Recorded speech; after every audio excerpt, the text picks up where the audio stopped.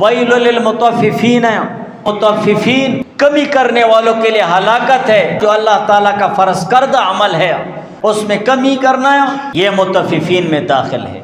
آپ نماز پڑھتے ہیں، روزہ رکھتے ہیں، بلکہ فقہاء نے دنیاوی معاملات میں مطففین کے تحت داخل کیا ہے۔ آپ ڈیوٹی کر رہے ہیں، اگر اس میں کمی کر رہے ہو ویل للمطففین کے تحت داخل ہوگے کہ ہلاکت ہے کمی کرنے والوں کے لیے ناپ تول میں۔